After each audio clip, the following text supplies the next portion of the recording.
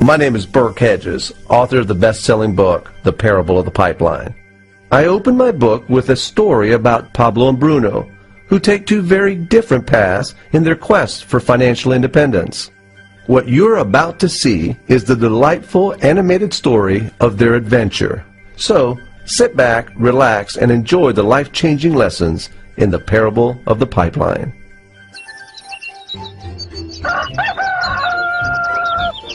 Far away, in a small village, near a beautiful valley, lived two friends, Pablo and Bruno. They were both young and dreamed of a better life for themselves. They'd often discuss their dreams about how they would become the most successful men in the village.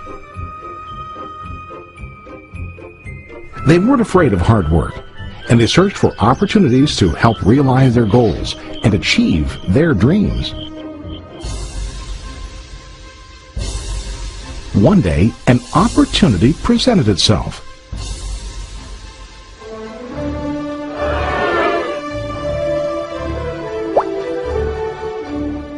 The mayor of the village decided to hire two people to bring water from a spring up on the mountain, across the valley, back down to the village. They were to be paid based on the amount of water delivered to the village. Bruno and Pablo enthusiastically got to work. Every day, from morning till evening, they carried buckets to and from the spring. They worked hard, carrying water to the village. In the evening, they'd return home with their day's wages.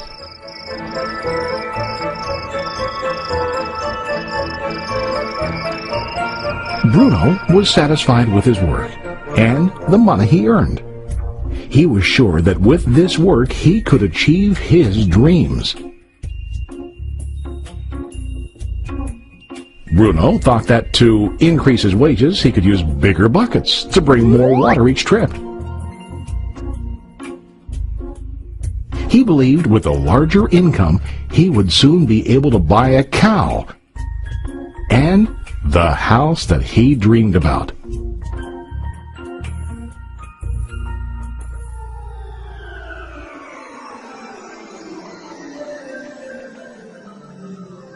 Now Pablo was not satisfied.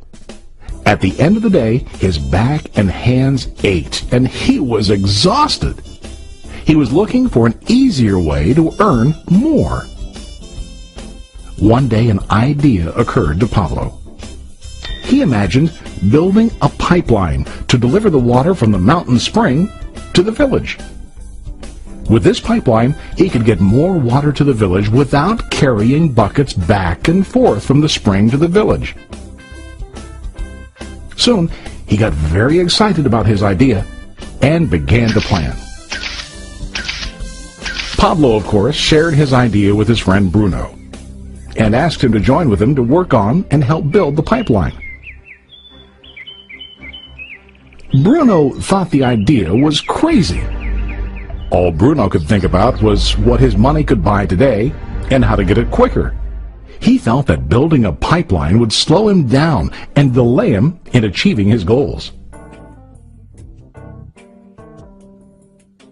Instead, Bruno got bigger buckets and went more often back and forth, fetching water. He was sure that with this method, he could make more money. Pablo decided to build the pipeline on his own. He understood that it would not be easy to build, and it would take time to complete the pipeline. Pablo knew that it could take several years to finish, but he set his mind on his goal.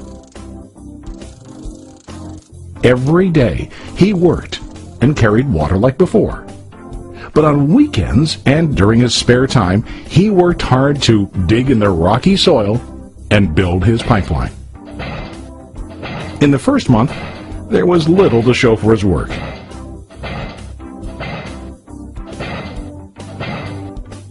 Bruno and the villagers laughed and teased him. They called him Pablo the Pipeline Man. During this time, Bruno's income doubled. He already bought a cow and a bigger house. His lifestyle changed. He now spent time after work in the bar, enjoying his hard-earned wages from delivering water.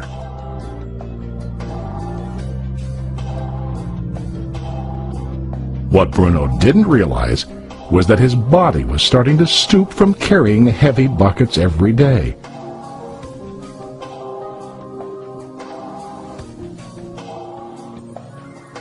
His face looked worn and his body tired.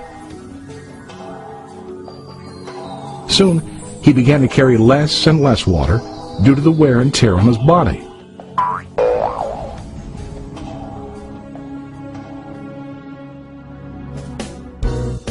Month after month, Pablo worked. Soon a year passed, and then a second year. Finally, Pablo finished his pipeline. He now used his pipeline to deliver water to the village instead of carrying buckets. Pablo was now earning more money than ever before. The water continued flowing to the village, while Pablo wasn't working. While he slept and ate, the water flowed. Pablo was happy and proud of his insight, persistence, and hard work. Now his income flowed as long as the water flowed through his pipeline.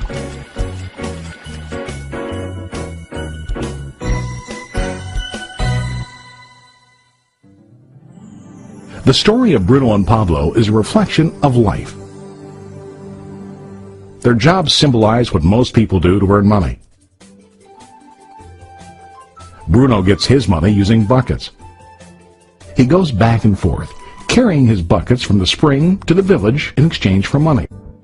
To increase his income, he either has to go more frequently to the spring or to use larger buckets. It's common in real life to increase our income by working harder. For example, working overtime or getting a second job. We also increase the size of our buckets by accepting a higher paying position, which often includes spending more time on the job. Most of us exchange time for money like Bruno. We know that every person has only 24 hours in the day and that it's not possible to use all our time to work. The most difficult time comes when we can no longer exchange time for money due to age, health, or other reasons. Then, our income stops. Now let's review what Pablo did. Very wisely, Pablo did not exchange all of his time for a limited income, but he used some of his time to build a pipeline. He knew that the pipeline would bring ongoing income as long as the water flowed. An ongoing income that multiplied the time he worked each day. Pablo knew that someday, maybe because of age or health, he would no longer be able to exchange his available time for money. Pablo knew that if he could make his idea of a pipeline work, then he only has to do the hard work of building the pipeline. After the pipeline was completed, Pablo was able to monitor and maintain the flow of water to ensure that his income will continue. Pablo has shown us that to earn an income, we don't always have to directly exchange time for money. There really are better ways. How about you? Are you still like Bruno, who directly exchanges time for money? Or do you want to be like Pablo, building and maintaining a pipeline for ongoing income? If you are interested in the idea of building your own pipeline, contact the person who lent you this presentation. You can start building your pipeline today.